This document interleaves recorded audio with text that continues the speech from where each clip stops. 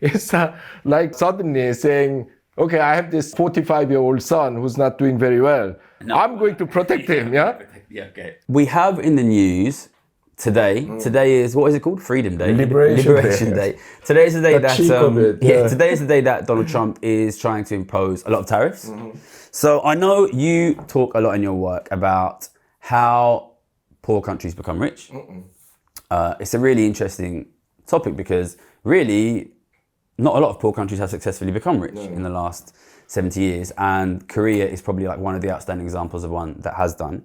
And correct me if I'm wrong, but from my understanding of your work, you speak a lot about how actually a lot of the countries which did become rich, not just Korea, but also including the United States in its history and the United Kingdom, use things like tariffs and things like protectionism. Yeah. So I guess I couldn't really have you on today on Trump's tariff day without asking you what you think about tariffs as a concept, what you think about Trump's tariffs plans, whether you think will they improve living standards for Americans? Yeah, well, first of all, tariffs, like all other policy tools, can be used for good, used for bad purposes. Yeah, so there's no tool that is universally good or universally bad. Yeah, so it all depends on why you are using it, how you are using it. Yeah, so the most successful use of tariff is based on this idea of infant industry protection. Yeah. So the idea is basically that the governments of economically backward nations need to protect and nurture their industries through tariffs, but also other means like subsidies and so on, so that they can grow up and compete with superior foreign firms eventually. But while they develop, they need to be protected. And the hint is in the name. I mean, it's based on the idea of child rearing. Yeah. Yeah. I mean, in the same way that you could send your kids to work at the age of 5 or 6, as many the people Victorians did in history. Yeah. And today many countries are still doing. Many poor countries, and that will, in the short run, save you money because you don't have to pay for the kids' the education, food, accommodation. He will support himself. Yeah? But this will mean that this guy can never become, nuclear physicist or the economist. Top economist. That's right. God forbid. Yeah. The architect. Yeah. He cannot become a high productivity person if he doesn't go to school, go to eventually, hopefully, university. Yeah?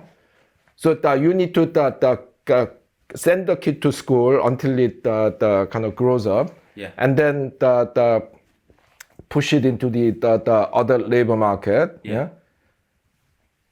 And country after country has succeeded with this scheme. And Britain, in the 18th and early 19th century, was still not the leading technological nation in Europe, because at the time, Belgium, the Netherlands, parts of Italy were ahead of Britain in terms of technology. Britain used protective measures to grow its domestic industries in the 19th century and until the really Second World War. The US had very high tariffs, 40, 50%. So Trump tariff is nothing compared to that, because at the time the US was basically struggling against British and other European competition.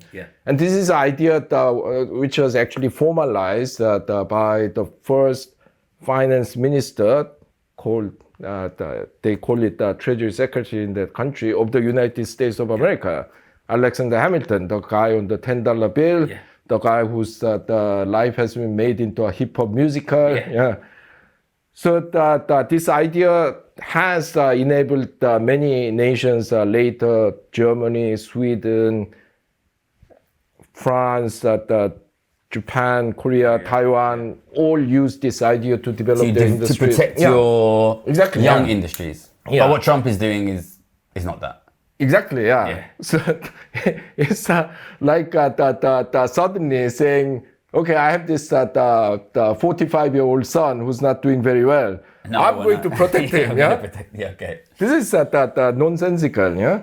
Yeah. Also, he seems to think that by using tariff, you can make other countries come and invest in the U.S. And I mean, yeah, it's something that has happened many, many times in the past. Many developing countries put up high tariff wall, but that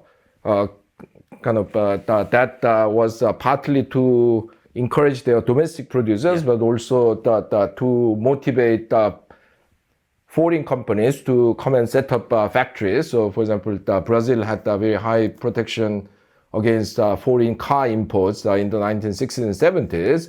So Fiat, Ford, these guys came and built cars in Brazil. Yeah.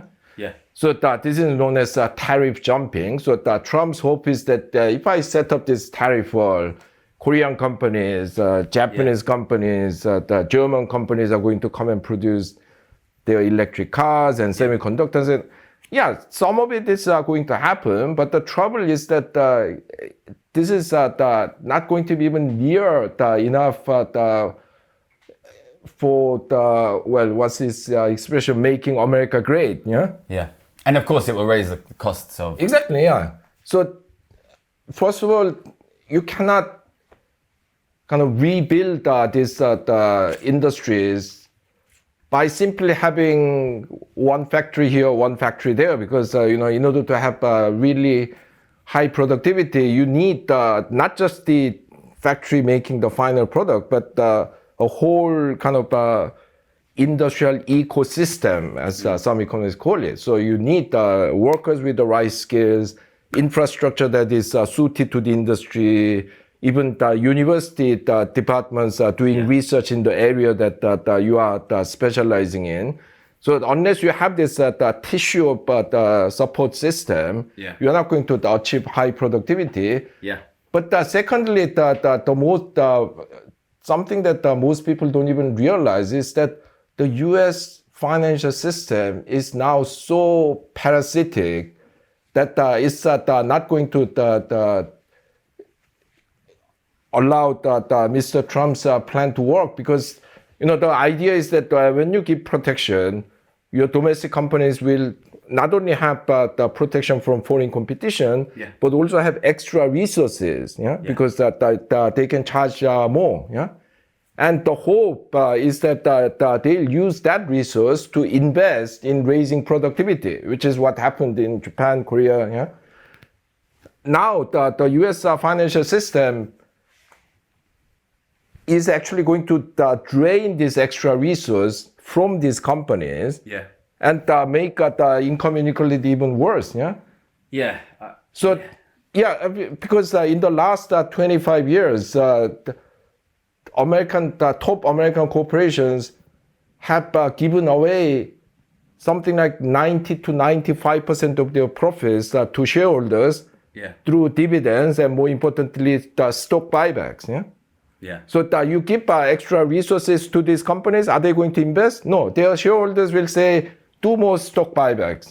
You think it's going to lead to higher inequality? Exactly.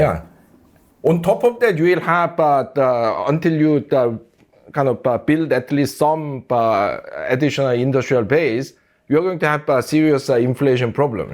I think it's this is politically unsustainable. It's going to make life harder for poor people.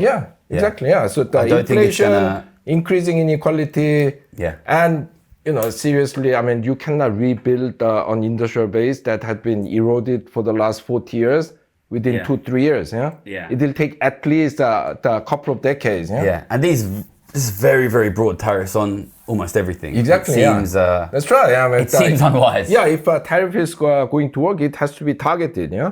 Do you want to develop automobile industry? Yes, protect automobile industry, but then make sure and then you can make sure you have the workers for industry. And you have There's no plan like that. So we don't think we're going to see an improvement in living standards. No. Neither do I. But hopefully it won't be that bad. But pessimistic. Pessimistic. I'm very pessimistic. But one good thing about Trump is that he has no ideology.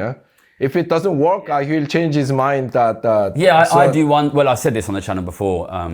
It's very hard to guess from what Trump says what Trump actually is going to do. That's right. So we hope he'll row back on this, because I think it would be bad for everyone, including Americans. I Exactly. suspect. Yeah. Yeah.